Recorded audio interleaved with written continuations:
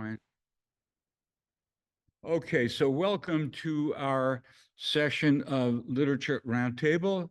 We are literally surrounded in roundtables. We are meeting this week in the social hall of our large synagogue while they're making construction amendments to our small reading room, very small, compact, where we always met. That's downstairs. So with this session, I want to welcome two of our loyal attendees back. Very happy to see Lloyd Contract and also see our good friend Arlene Gawanter. Yes, Arlene Gawanter. Okay, so we're meeting here and we are discussing. Welcome, my friend David. Good to see your voice. Can you hear me? You can hear me. Great. Okay, so to summarize, I've been summarizing to Lloyd and Eileen, and Stuart's with me as well. Plenty of food here, but people are meeting at a different location, so they're slow coming in. But I got to get started. I want to dedicate this session to the blessed memory of a study partner of mine, Dr. Alfred Wolfson, of blessed memory. He was a president of the synagogue. His wife was also president, and he and I studied the book of it's called The Way of the Just. It's a beautiful book about, it's the crown jewel of studies about Musar. Musar, it's called, in Hebrew, I'll come back to, but it's called The Way of the Just, Yeshirat Misorim, okay, The Way of the Just. So we studied that for 3 years. So I wanted to dedicate it to him. And also my uncle of blessed memory, who died on the same day as my friend Dr. Wolfson, which is, believe it or not, the 29th of Tammuz, which we just finished Tammuz. We are now in the month of Av, the third day of the month. And, you know, in a week from now, we have the sad day of Tisha B'Av, the 9th day of Av, that we mourn the loss of two temples, and many other tragedies have hit us in Germany. The Churban, the destruction of towns like Mainz, Speyer. These towns were back in 1098, 2000. They destroyed the Jews, their books, everything, anything to get rid of Judaism. So we are meeting here basically we are the people of the book, and we are studying the Psalms of David. This time we are on Psalm number 34, okay? Psalm number 34. I have everybody here has the Psalm in front of them. And I am just going to read a background information, okay? Because the Psalm is called, basically, David is calling out to Avimelech. Avimelech is the king of the Philistines. He goes by a different name in the prophets that we'll see in a moment. He goes by the name of Yoish, but he's this Philistine commander. David thinks that by feigning himself, he's very short. He probably grows a beard. He's wearing tattered clothing. And so he has no place to go because he's fleeing from Saul. Saul is the king of Israel at this point, but we know that Samuel came to the family of Yishai, which included David was the runt of the family, and David knows through Samuel that he will be the anointed king. So for that reason, Saul is really trying to get rid of the house of David. He doesn't want David to take over the kingship, but we know that David will become the king. So in this little section that I have, I'm going to get it on my screensaver. Let's see if I can get screensaver up. I don't know why it's not coming up. Okay, but I'll read it. I was hoping to be able to get it up. Let me just see here. Zoom meeting. Okay, I'm there. Come on, give me my Zoom. Okay, Zoom. Okay, there we go. Screen share. Okay, let me screen share. And some, right, inbox, some attendee, meetings, inbox, Samuel. Okay, come on, give me my Samuel. All right, Samuel. All right, hold to select multiple windows. I'm with Samuel. Okay, so I'm going to read it here. For some reason, my screensaver is not working, but we'll get it. We'll get it working. Okay, so this is from the book of Samuel, Samuel, book of 1, chapter 21, and everybody should have the sheet in front of them. So that day, David continued on his flight from Saul. So Saul is fleeing after David wants to kill him, and he came to the king Achish of Gat. Now, this king Achish of Gat is another name for Avimelech, and the way the rabbis explain that, Avimelech is like the generic name for all the kings. Like Pharaoh was the generic name for Ramses I, Ramses II, etc. So Achish is the given name for somebody under the heading of Avimelech. Okay, and Gat is where the Philistines are, which I believe is in current day Gaza. Okay, the courtiers of Achish said to him, here's this guy coming in. He's got a long beard. He looks tattered. No one recognizes him. But look what happens. They say, why? That's David. They're telling their king, that's David, king of the land. We know who that's really David. He said, that's the one of whom they sing as they dance. Saul has slain his thousands, David his tens of thousands. Okay, so and that basically was because David had slain Goliath, and David was now king and commander, and they were defeating all their other nations. So obviously, David had a name of being a super warrior. He's a commander, and he's slaying thousands. But Saul, maybe 1,000 people. It's a put down on Saul. Okay. These words worried David. Now, David's standing in front of Achish, and he's worried because he's being recognized. Not only that, but the two brothers of Goliath are there, and they know that they're out to slaughter David because David slaughtered their big brother Goliath. So the brothers are out to kill him too. Now, I'll continue. These words worried David, and he became very much afraid of King Achish of Gat. What do you expect? I mean, what is David going to do at this point? Aha. So he concealed his good sense. Now, in Hebrew, it says, Vayasim et ta'amo. Ta'amo means his nature, that he changed his nature, okay, from them. And that means that he became deranged. He acted as if he feigned madness for their benefit. He scratched marks on the doors of the gate, which is a terrible thing to do as you enter Gat and you enter their kingdom. He's scratching into their doors. There may be lions on top of the pillars, and his saliva ran down his beard. Now we know he is concealed because he's got this long beard.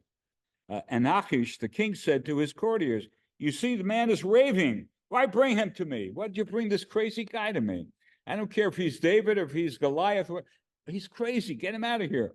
Okay, so it looks as if David did the right thing. And the king says, "Do I like madman that you have brought this fellow to rave for me? Should this fellow enter my house?" So David is kicked out. Now, this is a miracle. So our poem is basically a poem designed for gratitude to Hashem, to God, for getting him out of this precarious position because he was a goner. He had no place to sleep. He had no place to run. He had no armor. There he is. He's a poor-looking schlep of a guy that comes in front of the king asking for mercy. Okay, so that's the way this poem begins. Now, this poem is very, very unique. It's 21 sentences long. To me, it is full of drama, and it's also full of a lot of wise sayings that you're going to recognize that are come either from Proverbs or they come from the daily worship that are included in other prayers because it has so much wisdom in it. It's kind of like climactic. This course began 5 years ago when Rabbi Kurtz was with me. We discussed a short story by O. Henry called The Cactus. And O. Henry was known for his ironic twists, his twists of turns, his surprises. And here, too, we have some really it's like a crescendo. A short story written by O. Henry moves to a certain point, and it's drama, and then it resolves itself. Well, here too, the poem moves from basically David's madness to a point where he takes you to a very high level, which you'll see it has to do with speech, proper speech. It has to do with watching your tongue. And one of the questions I throw out very early is, why did God limit the Torah? The Torah has 19,976 words in it. Now, my question to you is, why did God limit the Torah? God could have written 20,000, 40,000, 50. Why did he limit at a certain number? Okay, keep that in mind, because that will tie in basically one of the major messages of this poem. Okay, so the poem begins with, all right, everybody should have it. This is Psalm 34. Let's see if I can get it up for David. I'm trying to get my Psalm up for you. And let's see if we get it working. Come on. Okay, screen share. Screen share, participant. Where's my screen? Well, we're already on screen share. All right. Okay, so I will read. Hopefully, David, you have a copy of do you have a copy of the Psalm in front of you? David? Okay, let me just see if I can get it up for you. For some reason, my screen share is not working. Okay, let's start again. Chat somewhere. I don't see it. Some reason I don't have screen share coming up. I'm doing my best. You are screen sharing. Okay, I am already screen sharing. Why? Yeah, no, Do you see it up there? Do you see the Psalm 34? Yes, I do. Okay, great. Because we're on the same page, David. That means a lot to me that we're on the same page. Okay. Okay, David, why don't you start it off? In English is perfect. Line 1. Okay. Psalm of David, when he feigned derangement. Do I have it? That's okay, but I'm talking about where it says of David. Yeah, when he feigned madness. Yeah, you go. Yeah, go Of ahead. David, you want me to read that? When he Yeah, read feigned it, sure. to save his life. Before Avimelech. Yeah, he's before in the presence of Avimelech, who turned him out, and he left. Okay. Now there is a lot of comment. Trust me, our scholars have gone over these lines word by word. So I'm not going to try to overwhelm you too much, but what I want you to focus on is the word vayelech. Vayelech meant, and he left. Okay. It's a simple word. You and I would look at it and we'd say, he simply left. The king said, all right, I don't want these crazy people. By the way, this king, according to the lore, he had 2 daughters, and each one was more crazy than the other. So he was driven crazy by his own family. And all of a sudden, his courtiers bring in this disheveled-looking guy, who somehow the courtiers recognized, even though he was disguised, they recognized that this is David. So talking about a miracle, the simple fact that he left covers the idea that there were 2 sons of Goliath that are ready to slaughter him, that he's scared, and all he has to do is pray to God, get me out of here somehow. But somehow he convinced the Avimelech that he was probably more insane than his daughter. So get this Meshuggah out of here, and let me get back to my own daughter. I have my own problems here. Okay, all right. So that's basically, yeah, Lloyd. And always puzzles me, how come David was in the throne room of Avimelech? We don't know that per se. Yeah. From Saul. Yeah. And when he looked at the protection of Avimelech, so that the Jews would not attack Avimelech because they were too strong. But since he got turned away, I guess Okay, Avimelech. Lloyd, you're making good points. Okay, good points. Number one, Avimelech's worst enemy is David. We know that. David's showing so much prowess. He's killing tens of thousands, and Saul is only 1,000. I mean, he's the warrior. Saul has been displaced effectively. Okay, so number one, yes, he fears. Number two is the fact that we know that David. It says over here that he poured saliva on the entrance. So I take it that this took place at the entrance. So here's this guy outside of the walls pleading, "Take me in. I'm starving. I have no place to go." And he's meshuggah, you know, he's tattered, and he's crying, he's cursing, and whatever. In any case, the courtiers took him in, and Avimelech must have come there at the portal. Okay, and meanwhile, David's scratching at the portal, and he's crying. He's crying. His saliva is going on. It's a crazy scene. So at this point, God put so much craziness into David. He was so convincing that Avimelech said, "Get this meshuggah out of here. I don't want to deal with this guy." So I mean, you have to visualize this, okay? All right, so we go from there, and Vayigar Shehu, what David just said, and he drove him out. I mean, that's a strong word. You drove him out. I mean, God drove out Adam and Eve. He drove them out from Eden. That's the same word. He got, get rid of it. I don't want them in my paradise anymore. Okay. All right. Verse number 2. I'm calling on Eileen. Okay. Can you read it in Hebrew or English? I bless the Lord at all times. Praise of him is ever in my mouth. Okay. So that's pretty straightforward, right?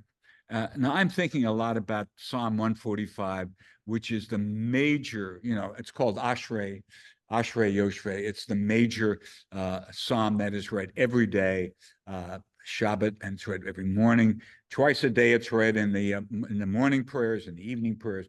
And I'm thinking of there's one phrase there that says, "And I will bless you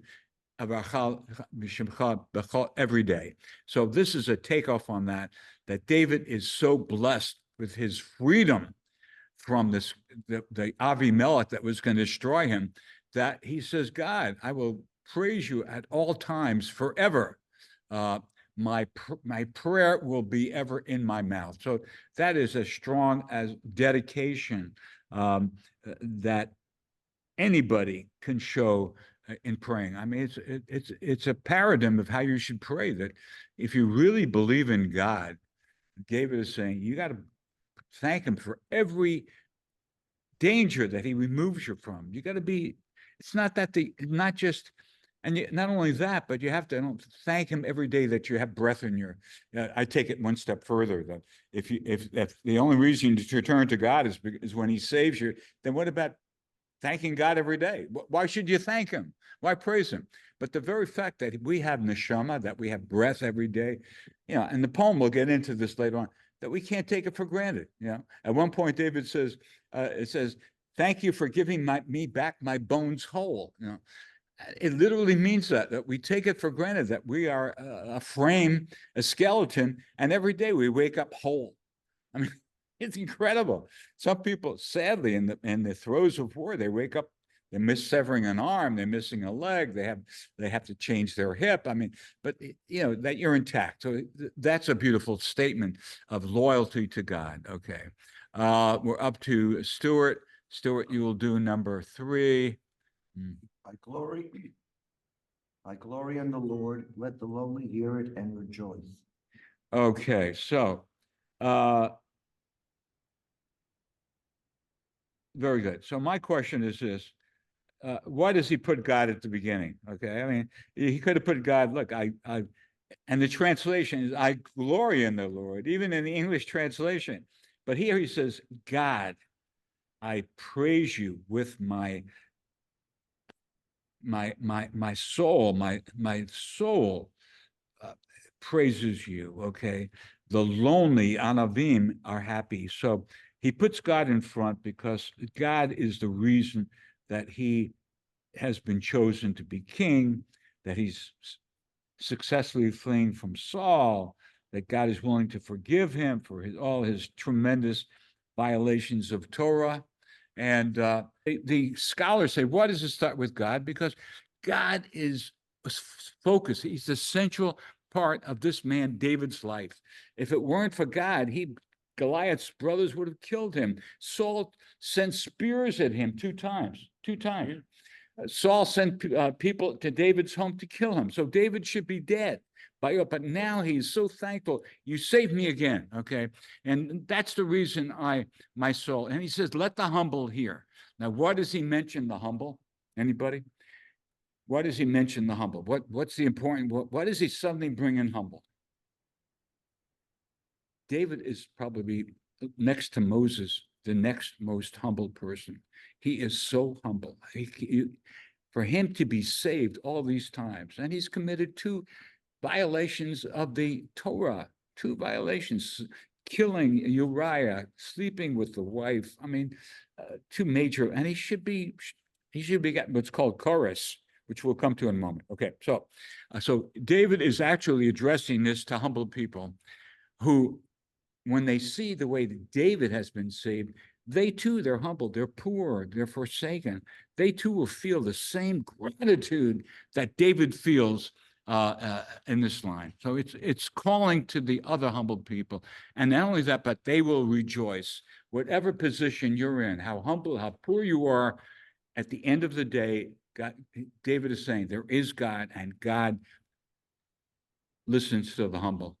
God, particularly they say the month of coming up next month, that God walks amongst us, the month of Elul, but God is very close to people that are very humble. That's over and over in the prayers. Okay, now we're up to number 4. Okay, Mike, you're doing number 4. Go ahead. Exalt the Lord with me. Let us extol his name together. Okay, now do you recognize that from does it appear to you, this word, this particular phrase? Anybody, does it call out to you something? Okay, very simple. Gadlu. Let's praise God. Oh, Phyllis is joining us. Okay, good. And Chanok, shalom. Chanok is in Jerusalem. He's a brave warrior. He is. David's a warrior, but Chanok even more so. We appreciate your being here. Okay, Gadluda Nayiti Naramama Shemo Yaktav. Chanok, where is that from? Does that ring a bell? That particular line? Okay, I can't hear you. Yeah, when they take out the yourself. Torah, when they take out the Unmute Torah. yourself. Unmute yourself. Phyllis, welcome. When they take out the Torah. Phyllis is right on. Yes, when we take out the Torah. So this is very, very important. He is speaking to the humble people. In the prior phrase, we spoke about the anavim, the humble people. So here, God is saying, look, everybody, all the humble people, join me. Let's really praise. Let's raise up God's name together. So this is a very strong prayer. It's beautiful. And like Phyllis says, when we take out the Torah every Sabbath, this is the prayer that the leader, the Chazan, chants in front of everybody.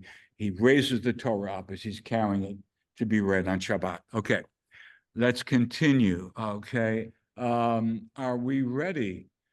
We want to welcome Gloria. Would you continue with number 5? Okay.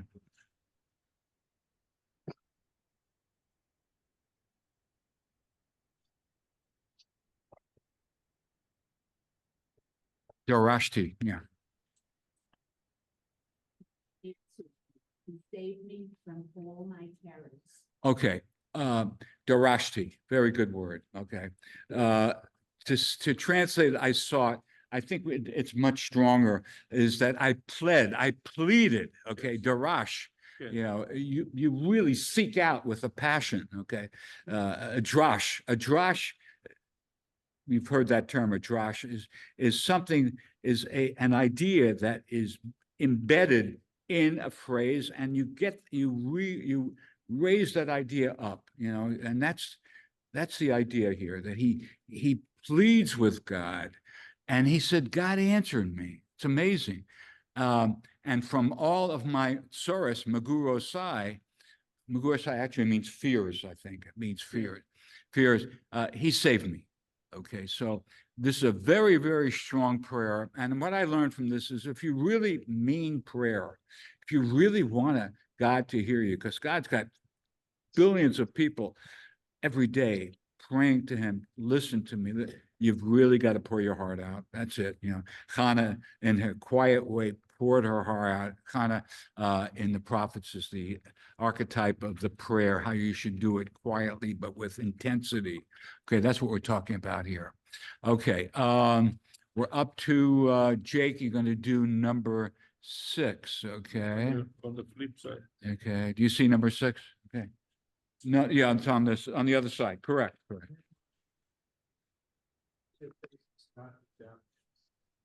Okay. All right. The afflicted looked at him, right? The afflicted, right? You have to turn over to the other side, right? Let me be sure we're on the same page here. Okay. 4 or 5. This is number 6. All right. Number 6. Okay. Men look at him, right? And is that Jake? Men look at him on a radiant. Okay.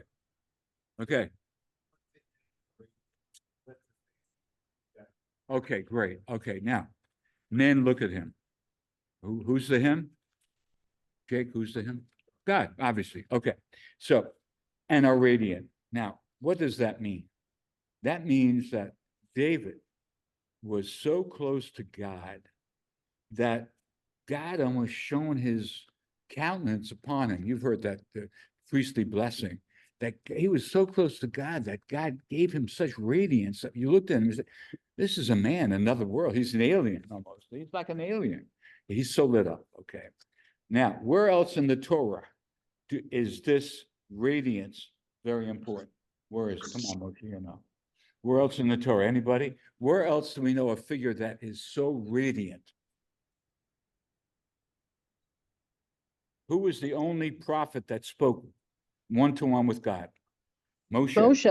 Now, Or- when Moses came down, it says in Exodus 34, 29 through 35, Moses descended with tablets, okay? The skin of his face Mm, was filled with beams of light. Beams of light, okay? And the Hebrew word is Keren or Panav, Keren, that there were beams. Moses was so lit up, radiant, that he came down carrying it, and people were in awe. I mean, how can you not be in awe? That's the level of holiness that David is achieving here. I want to tell you guys, David, it's hard to match David in terms of the amount of sentences in the holy books that are devoted to David's life. And of course, the 150 Psalms are a tribute. I mean, it's incredible. So here he is being lit up, okay? And their faces are also illumined. So all those who are lonely, who are lowly, those who are forsaken, they're lit up too. That David has this ability. Look, follow me. I'm the most depressed, saddened, sought after. I'm on the lam, as they say. I'm fleeing from Saul my whole life. I can't take it anymore. I went to Noph with the prophets. Remember, he went there, and then Saul sent in his commander, and they killed how many? They killed 80 of the Nevi'im. They killed at Noph. Okay, so David is very, very much distressed. You can't imagine how lowly he feels. Okay, and from all this, he's saying, look, all the lowly people, there's hope for you. Just stick with it. Stick with your faith like I did, and you will come out shining like me. I mean, I find that incredible to believe, but that's the level. Yeah. Go ahead. Somebody Chanok, you want to say something? Okay. Yeah. Lloyd is on. Lloyd, this is Chanok. You remember Chanok? Chanok, he was here many years. Yeah. Chanok from Jerusalem. Go ahead. You want to say something? Here's David, picture David, he's at Avimelech. Saul was chasing him on the other side of the walled city. Avimelech says, well, he disguised himself so he wouldn't get killed. But he still, when he leaves, he's still by himself. And so he says, he answered me, he saved me from all my terror. Well, if you're alone facing an army that wants to kill you, and the other side of the fence, the other side of the wall is equal, the guy wants to kill you. You get it. I want to say something. Lloyd gets it. He's got the message. I mean, this guy is besieged all over. If he leaves Avimelech, then Saul's got him, okay? He can't win. This guy's a loser. Trust me, this is about losers. David considered himself to be an ultimate loser. And with that, he was able to get back in the good graces of God. I mean, this is amazing. He's pouring his heart out all the time. And I'm in awe too. I must say, I'm in awe. And I want to throw one thing out to you. The word fear in Hebrew is vayareh, to fear. And it's related to the word ra'eh, which means to see. We're going to come to that because people that really fear God, and fear is a term meaning in awe. You're in awe. You're in radical awe because God's at every moment saving David. He's his right-hand man. He's the chosen one, okay? So when you're in awe like that, it means that you see beyond, that you are make a connection beyond the physical. It's a metaphysical connection. That's what David is doing here. He's metaphysically, look, if I can do it, and I am the lowliest, and I've done the worst, then anybody in a low, follow my example. You too can be radiant, you know? So this is it's great stuff. It really is great stuff. Now, Chanok joined us. So I'm going to call on Chanok, and we're coming up here. We're coming up here very soon. Okay. Okay, Chanok, you're on number 7. You see number 7 Okay. on my screen? Yeah. Yes, Okay. yes. Let me just, it's for some There- reason. Oh, there you go. I will read it in Hebrew. Wait, one זה second. אני- One second. I have a question. Yes. Yeah. זה אני קרא, Wait, one but second. I have Helena. Yeah, okay. Okay. I don't feel they're articulating. A lot of this comes from the body language, how you express. I don't use words that. You make a very good point. You make a very good point because we're going to come to that. It's very subtle. What you're saying is very subtle. The difference between intellectually relating to experience and experientially relating to what's going on. You see, okay, Moses saw the bush.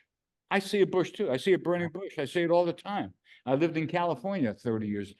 California's burning up. So you see bushes are burning up. But Moses saw the bush. He saw he experienced something on a metaphysical level, on a body level. It's body language. That's what you're talking about here. And that's a great insight, but we're coming to that because there are words that talk about that. Okay.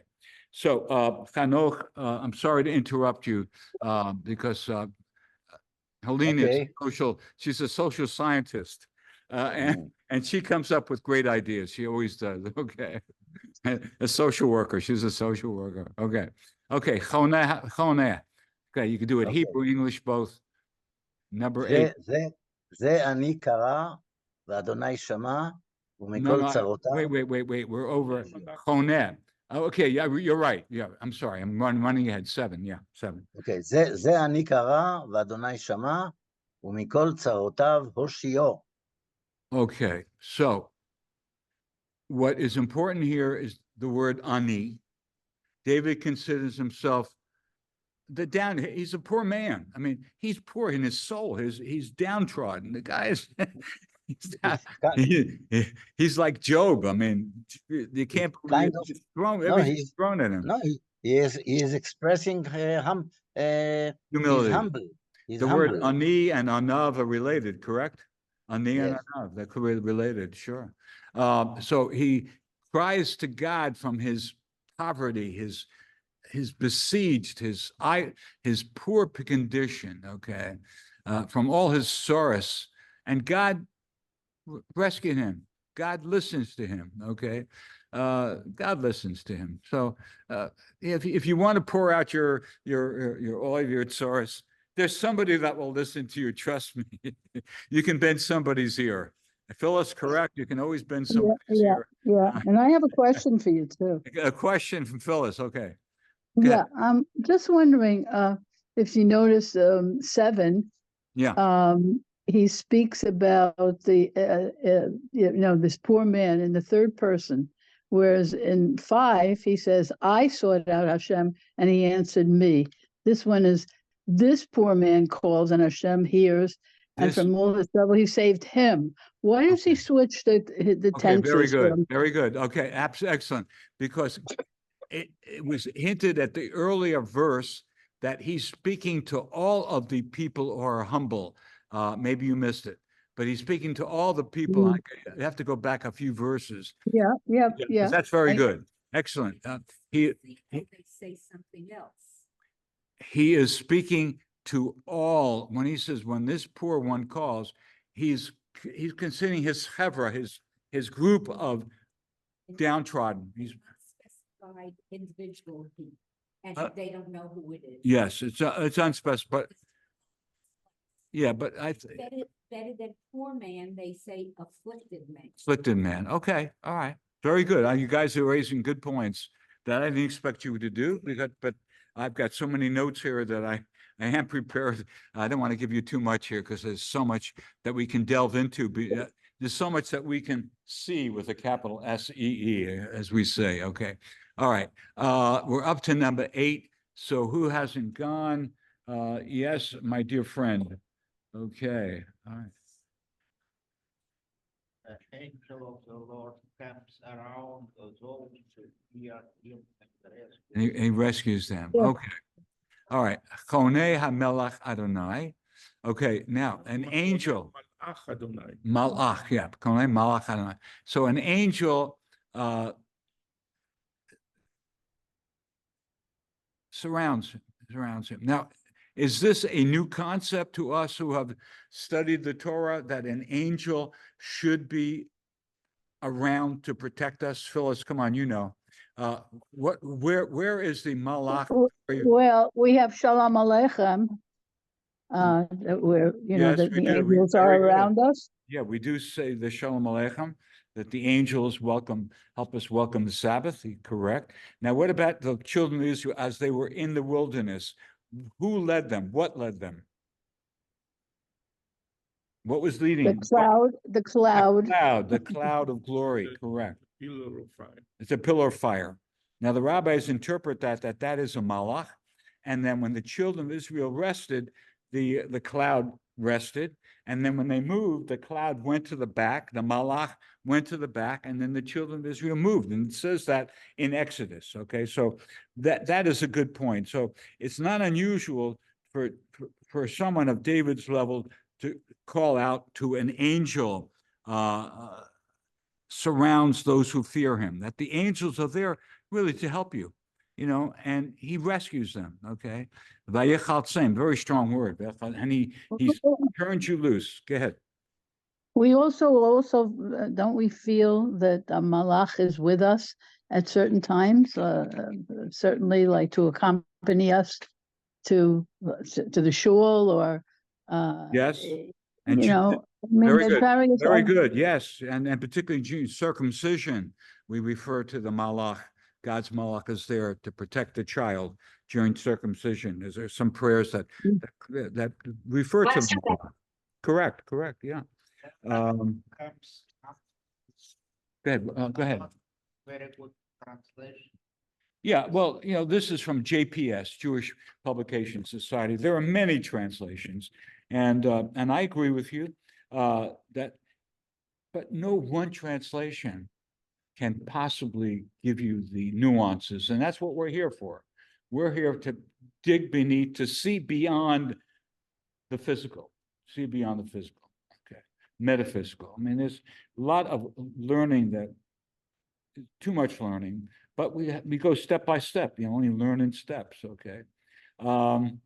Okay, so we're up to a very potent phrase, which is it my turn? Everybody gone? Okay, so let me do number I 9. do. Ta'amu u'u ki tov Adonai ashrei hagever yakasebo. Okay. Ta'amu, very important word. It means to taste. Okay. It means to taste, but that's not enough.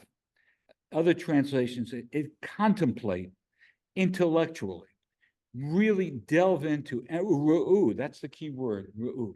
Contemplate, the words, taste it, meaning the pashat. I mean, what does it really mean to you on the surface? Okay, and then go deeper into it. And that's what we knew by studying Torah, by us coming together and once, twice a month, and we're delving and finding higher meaning, which we then take and say, how can I relate that to my life? Okay, how can I better improve myself? That's the way I look at it. Okay, so he says, taste and then delve into it to see how good. Okay, the tov, how good is God's ways.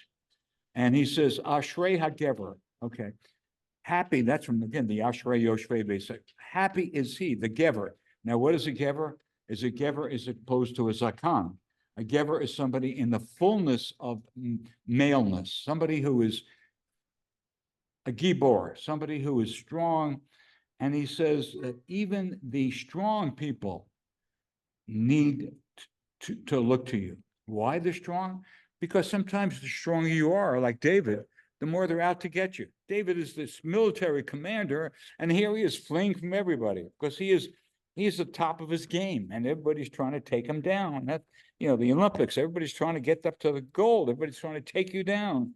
And so the giver, more than anybody else, has got to watch himself because he's a 4-star athlete. He's a 4-star rabbi. He's at the top of his game, and even he needs to take refuge in him. That's a beautiful, beautiful statement. Okay, we start again at the beginning. Who started the beginning? Was it Lloyd? Did you start? Lloyd, are you with us?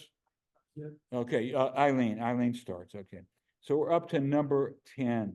Okay. 10? Yeah, we're up to 10. Yeah. Okay, let me get you guys up here. I'm number 9. Okay, come on. Okay, we're up to number 10. Okay, everybody see number 10? Okay, Yes, you can. Lord, you, his consecrated ones, for those who fear him lack nothing. Okay, does anybody recognize where the next few lines come from? Do you recognize by anybody offhand? Anybody? Okay, so these lines are placed in the last paragraph, That's right. Birkat Hamazon. When we No, that's right. grace Yeah. after meals, these lines are in the Yeah. last line. Okay, and for a reason. They're for a reason. Okay, and we'll find out why they consider them so important. So the translation is young lions are impoverished and hunger.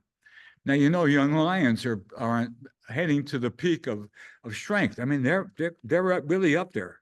And he says they're impoverished and hunger. Why does he say that? Why does it say that these young lions are impoverished? Who are these young lions? You want an answer or reason? Well, if you have an idea, raise your hand. I mean, just, Okay, you have an idea, go ahead. because the lions probably represent the mountain. The Malach, the angel, you think it's the angel, okay. Also Saul. And Saul, okay. Okay. In other words, they can be defeated. But those who turn to the Lord shall not lack any good, so that God will protect us. And in fact, we could explode. Okay, Okay, well, stretch it. So that God will protect us and make us victorious. okay. I mean, there are various interpretations of it, and I appreciate your interpretation, okay? I take it to be that these are the young followers of David. These are our people that, you're young, you think you're on top of the world, and yet you are impoverished. You can go from the top of the stock market to the bottom, like we had a couple last days of it all around the world, the market plummeted. Everybody, people lost fortunes in one day. Incredible. So you're at the top of your game, and he's basically saying, as I see it, and again, this is just my interpretation, is that even though you're great right now, tomorrow you can be impoverished and you can lose. God forbid, you can lose members of your family in Gaza. I mean, you don't know what's happening. I mean, you could be up here and then next day you're down there. And therefore, he says, follow me, because I've been up there too. And now I'm down. I'm just like David is the everyman. I'm telling you, he's the everyman exaggerated to the point that if you can relate to David in some part in your life, you follow him, and there's light at the end of the tunnel. You can get radiance, as he said in one of the earlier verses. Okay, so that's what he's saying here. Kafir and rush over Avu, and those who seek you out. Again, the word darosh means those who plead for you, not just seek, but really are after you. They are the ones that need. In the end, they will not lack anything. Your prayers will be answered. Okay. Next one is, who is next? Is it Lloyd next? Number 13. Okay. Come, my sons, listen to me. Okay, yeah, number 12. Go ahead. I will teach you what it is to fear the Lord. Okay. Why does he use the word banim here? Who are these banim? Who are these children, do you think? Again, Lloyd, there are many correct answers. Give me an answer. I think it's the following is inducing spirituality in his followers. Good, his followers, perfect. His followers, yeah. Good. His follower. He's speaking to those impoverished. And David is only his message. Sure. Those that fear the Lord. Okay, those that fear the Lord. Okay. Again, I think the banim is, my followers, but the children of Israel. We're referred to as the children of Israel all the time. So he's referring to us. He says, look, even if you're not one of my followers, you're still a member of the tribe, okay? So, and he says, look, do your best. Follow me. Pay heed to me, okay? Listen to me. Now, there's another idea that the rabbis talk about here, which I'll throw out to you, that in our culture, it's very important that we educate children at a very early age. Grandpa takes the child at the Seder under his arm, and we give them education, Jewish education. And it's very important in our culture is that we begin to listen, Shema Yisrael, we begin to listen to the word of God in the Torah, talking about Torah, at an early age. Does one have to have fear? One has to develop, I'll go with you, yes. One has to develop fear in order to have, and again, I use the word fear like awe, be in awe, radical awe. There are things that happen to me that I'm just in radical awe. I've shared it, some of you here, I've shared it with you. I mean, I can't explain it, except that there's a higher force that basically threw me in that condition. So you need to have that type of, awakening. It's an awakening, a fear, Hineni. It's mentioned in the Torah, those that are ready to serve God. Isaac, Hineni, I'm ready. Whatever you want me. You want me to, Abraham, you want me to sacrifice my child? I'll do anything. I'm here. It's that type of radical awe that you're just, I'll listen. That's what he's saying here. Get to the point like I am. I'm listening for God's message and I will follow it. So very good points. Very, very good. All right. So now we're up to 13. Stuart, you're up to the bar mitzvah one. Who is the man who is eager for life, who desires years of good fortune? Very important. Very important. Okay. Chofetz Chaim. Okay. There was an individual in our culture called the Chofetz Chaim, Rabbi Meir Kagan, a brilliant scholar of the 19th century. Some of you have heard of him. He wrote books about Lashon Harah, proper speech. And now we enter, in my humble opinion, like I mentioned at the beginning, O. Henry builds his short stories to a high point. This is David taking his message to a high point and at a crescendo. I would say like it's like the cymbals going, listen really carefully what he has to say. Okay. Mi ha'ish hachafetz chaim. Now, who is the man who wants life? Now, what does life mean? Okay, we can spend a lot of time on this. Okay, what is the word? Life is, of course, breathing in and out every day. But I think that David uses the word chaim in a different sense. He uses the word yamim, who loves days. What does it mean you love days? You wake up on the right side, and I think he means that you love long life. Not just days, but meaningful, long life days, okay? Now, the Chaim, the Chaim that David is talking about is a life in which you have a very close relationship to a higher being. And not only that, when the higher being rewards you, that you react in a very positive way of giving gratitude. One of the words I love is receiving God's bounty. You know, you get knockers from your children, whatever it is. Your stock account doubles in a day, as it often happens with people. Okay, you get this magnificent bounty. Your kid got a scholarship to Harvard, full scholarship. Wow, you're fulfilling. Okay, so these are the very high events that he's talking about. That if you follow his humble way, when you get those high moments, you will be in radical awe. You're to the point you can't thank God enough, and that's where David is in this poem. Okay, the rotov, to see the good. I mean, there's so much bad around us. To be able to see good today in the newspaper, I'm in awe that I can't see good. I'm really in awe. I look at my daily times. It's really my good friend Dr. Wilson and I would agree that we are devolving in a great sense as a nation. America, as a people, that's a different story. It's up to us and how we take our level of learning to a higher level. I mean, that's what we're trying to do here. But, he's the tov. You're trying to find the good, and we'll get to this point, get in a moment, okay? The next one is, who was up next? Okay, number 14, right? Okay. Deceitful speech. Okay. Do you recognize this from the prayers? Gloria, do you recognize this line from the prayers? Okay. I'll throw it out to anybody. Okay.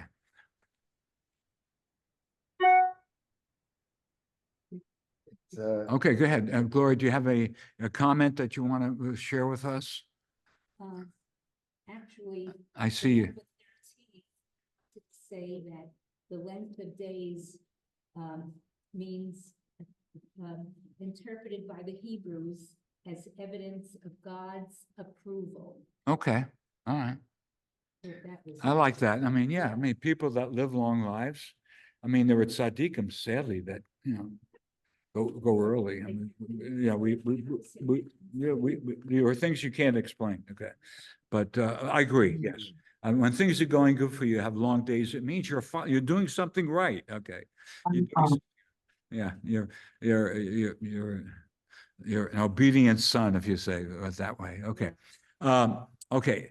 This is the end of the Amidah, the 18 benedictions. This is the last prayer of the Amidah, and now we get into the crux of what David is saying here, the high point crescendo. Okay, guard your tongue from evil. Okay, how hard is that to do? I mean, much easier. I mean, I threw out a statement, maybe some of you heard it, I said, why does the Torah limit it to 9,000, what did I say, 9,876 lines? Okay, I jotted it down here somewhere. 79,976 words. God cut off the Torah at that point. Okay, my question earlier was, why did he cut it off at that point? Why not more words? Why not less words? Why did God cut off at that point? Now we're talking about words. We're talking about, and I throw this out to you, this is beautiful. The Baal Shem Tov, as you know, was a great mystical leader in the 18th century, and he had a lot of followers. You know, he believed in, he was a mystic. He took people out into nature, and he said, you should dive into nature and feel close to God. And, you know, you don't need the shul. You go out into nature. That's God's shul. God is everywhere. Okay. So he said that when God created a human being, every human being he created with a limited number of words. You have so many words in your life. Okay. At that point, you die. So the Baal Shem Tov says, look, limit your words to what you have to say, because you'll never know if you keep gabbing and gabbing and shtuyot, as we say. You're not making sense. God will cut somebody will cut you off. I mean, yeah, go ahead. I hear somebody here. It doesn't match. What? Yeah, I hear Phyllis. Go ahead. What did you say? Phyllis. Sorry, muted. Oh, you're muted. Apologize. Yeah, you were muted. Okay. Yeah, you know, shut your big mouth, right? I hear that. I thought that's what you said. Okay, go ahead, Lloyd. I think they cut it off, mainly because it's the general concepts that was introduced in the Torah. The application to everyday life, he left for others to do, because every generation has a different societal requirement All right. for living. And therefore, by the same token, we've given employment to tens of thousands of rabbis. Otherwise, it wouldn't happen. But I think the important concept is the general concept, and it has to be translated into everyday life. And Lloyd, I like what you're saying. Let me take what you're saying one step further. I think God limited himself, and this is again metaphysical, that when God created all the universe at the beginning was spirituality. According to our religion, there was only God, no one before him. We say this in our prayers over and over again, that God existed before. But in order for us to exist, God had to pull himself back and limit himself. Okay, there's that concept of God having to limit himself to give man an opportunity to express himself. We need to say what needs to be said. We have to say the good and the bad. The only way that tzaddikim become tzaddikim, great people, is by making errors, and they say foolish things, and they hurt people. They hurt people, but they learn from their mistakes, and they quickly make it up. They will come to it soon. They ohev shalom and they rodef shalom. They love peace and they pursue peace. When if you've done wrong, get right in there and make it up right away. And I think that's what the highlight of this poem is getting to, that we have limited life, we have limited speech, and make your speech coherent and to the point, and get you to the point. If you hurt somebody, get right in there with words and consolation, and hug that person physically, mentally, emotionally, and make it up. So that's what is involved here. Involved is words are so important. And David's words are short, succinct. A poem, you can't get any more succinct in literature. And I've taught Dostoevsky, long piece of literature, but the most beautiful piece of literature to me is a poem, because it's succinct. It gets to the point, and like we are here, we discuss what is he really trying to say? What are we learning from this poem? Okay, so that's where we're at. Okay, so I know we're running a little bit late, and you guys were there. I totally apologize. When I came in here and I was told the social hall, I went to the Simcha room too, and I'm camping out there, and then I come down to Matt, and he said, I told you the social hall. I said, I keep thinking, okay, but look, we're here, we're making the most of it. Yeah. Tables set up there. So tables were set up there. I know, I went there too.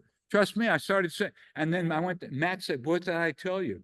You said the Simcha room. No, I said the social hall. Well, the Simcha room is the social hall. Yeah, he didn't, he didn't. I know some of you have to go.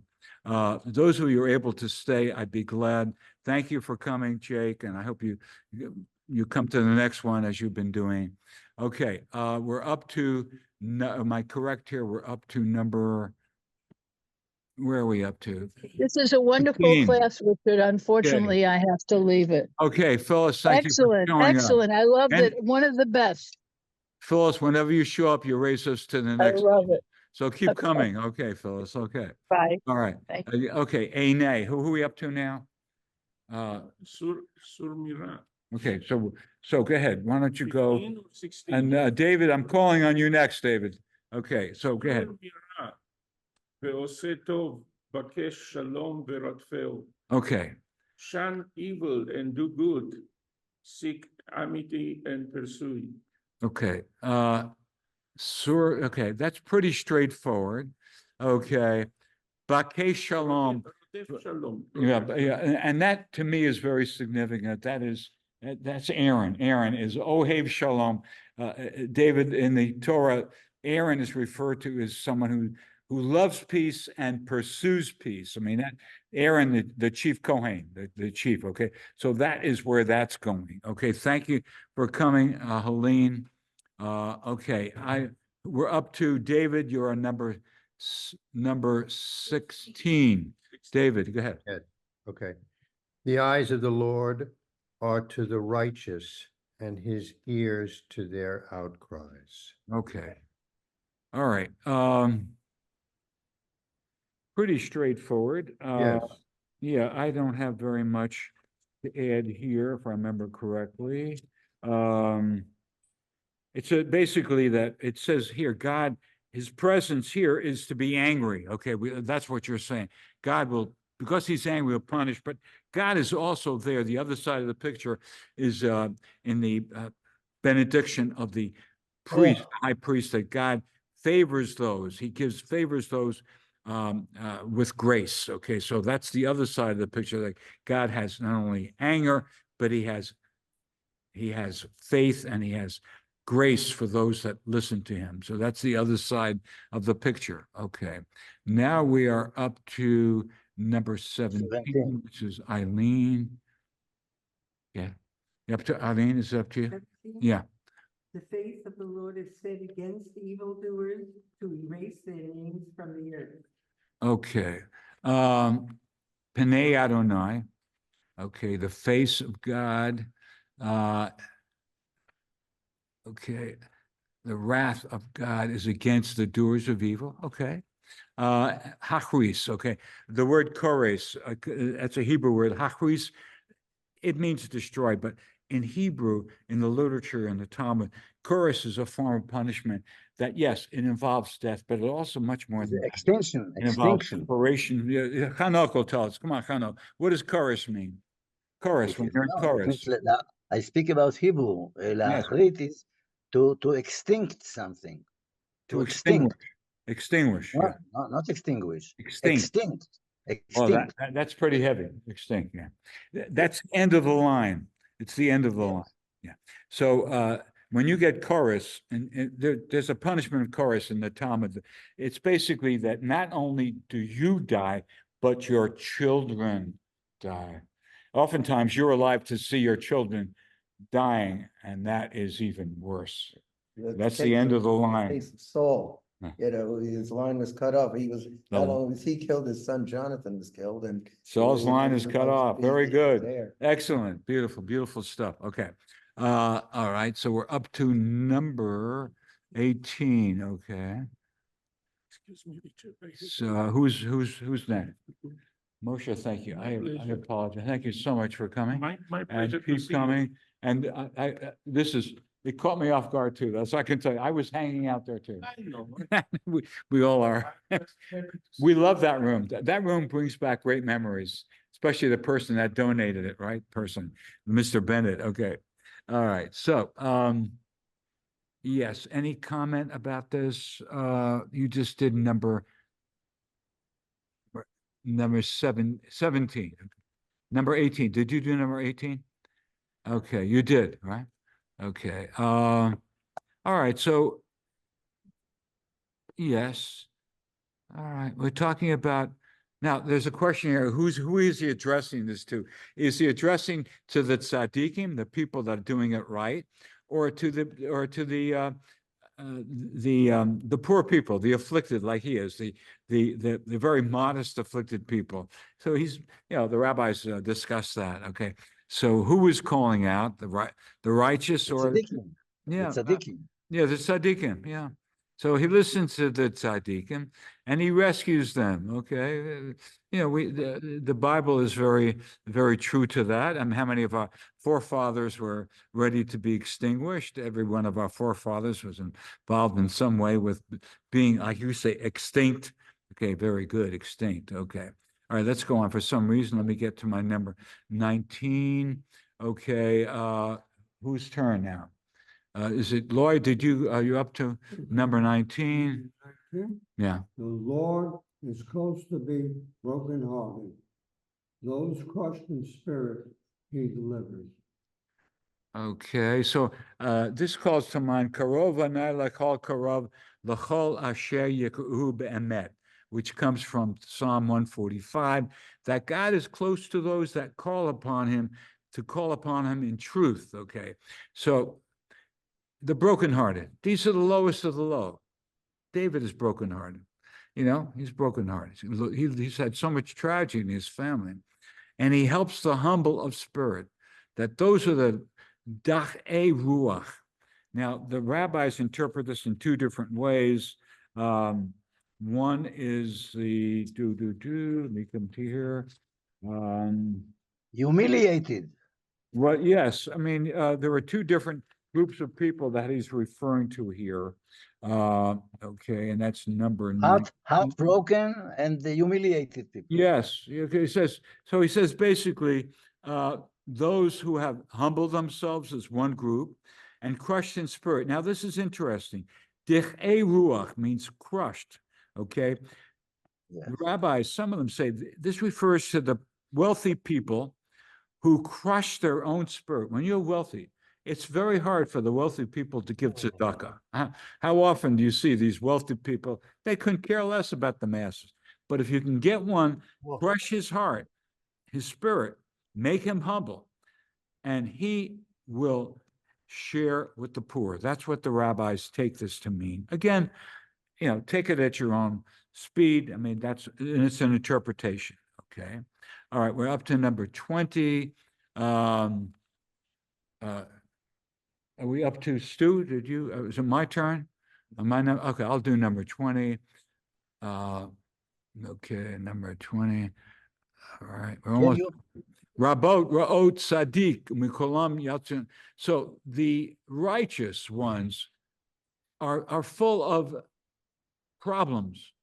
Trust me, the higher you are on a spiritual level, the more that people want to take you down, the more that they put all kinds of obstacles in front of you, like David. David's at the highest level, and yet he's running away from everybody here. So he's talking about himself, but there are all of us that we try to do the right thing, and as soon as we do the right thing, somebody faults us for it. They said, you're crazy. I mean, who does that? Okay.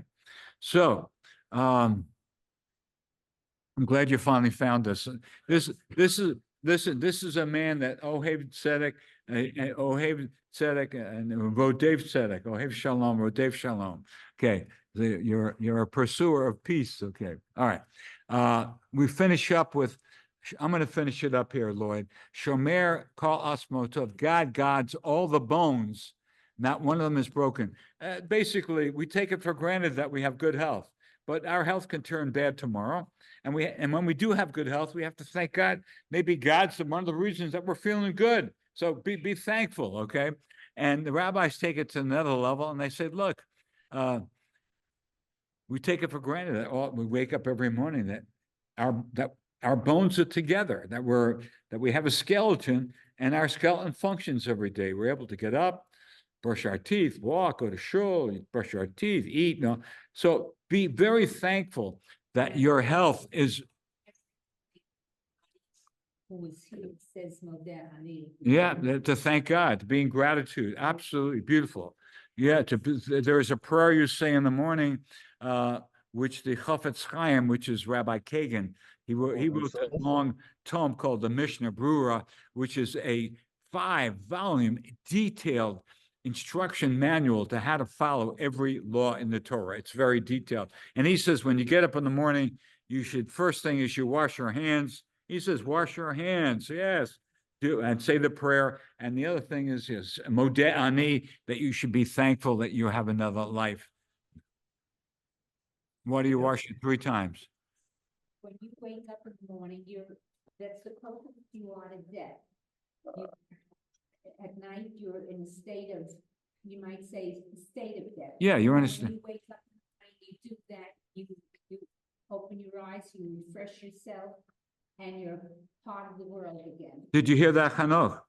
Did you hear what she Yeah. said? Why you wash your hands 3 times in the morning? It's a way of Yeah. bringing you back from the Sheol, right? The Sheol, from the netherworld. Because when you're asleep, it's like you're. Yeah. And Cheryl's mother. This is Cheryl's mother here. Yes, Gloria Green she comes very faithfully.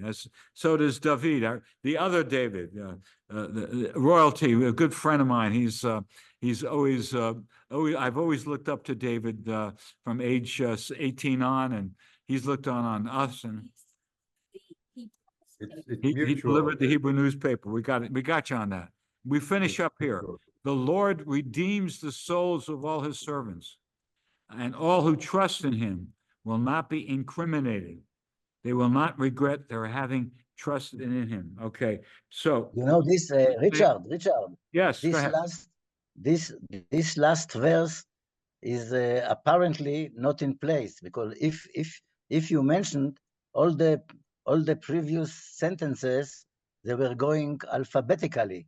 Yes, You know, from Reish, what I Yes. see on the screen, it is Reish, Shin, and Taf. yes. The previous one is the last one. Out of the blue, that brings this one. This is out of order. the Now, last my one. question to you is this: beautiful. Why does David make this an Aleph, Bet, Gimel? Why do the verses begin successively with letters of the Hebrew alphabet? Give me a good answer. Why is it very important, knowing David's life, that he does write from Aleph to Taf? Go ahead. No, Why? I think the simple and answer to your question is very simple. It is just a way that people will remember and memorize the song, because if you are Excellent. looking, I didn't think of that. No, that's really good. Now, in that case, before I give you my answer, I went in Jerusalem, right opposite the King David Hotel. When I've been there 4 times. There is a street called Rehov Hess, named after British General Hess, Hess. And at the end of that street is a Sephardic synagogue, and I have prayed there a number of times. They are beautiful. They do the service in their own, a lot of melody. So it's a slower service. And when they finish the service, Chano, in unison, the entire congregation reads every single psalm from Psalm 1 to 150, chanting in unison. 20 minutes they do this. I'm in awe whenever I go to that synagogue. Now, my answer to you is that the reason that he has Aleph to Taf is that he's trying to emphasize that whatever there is in life, from the Aleph of life to the Taf, and all the nuances, the ups and the downs, that he is still loyal. He is faithful from beginning to Alpha to Omega. He is in dread, in awe, Yirat HaShamayim. That's my take on it. Okay. So look, I thank you guys for coming remotely. Come again. It's been very instructional for all of us, and I learn a lot, and people learn a lot, and we all contribute. And Chanok, I look to the day you come to Stanford on a Wednesday. We sit down, we have some good sikha together and learn together, and in the end, we'll have a l'chaim. Okay, we'll have single malt liquor. Okay, so have a great day, everybody. Thank you for coming. I will announce in an email our schedule. We will meet in September because it is open. October is very problematic because of all these holidays, okay? But I thank you for coming, and let us have a pleasant, healthy summer. Thank you, Richard. You're welcome. Thank you, David and Hano, Good to thank you hear for from being you. Good to remote. see you. Kol Good to see you. kavod. All of the blessing. Glory to you guys. Take care. Bye.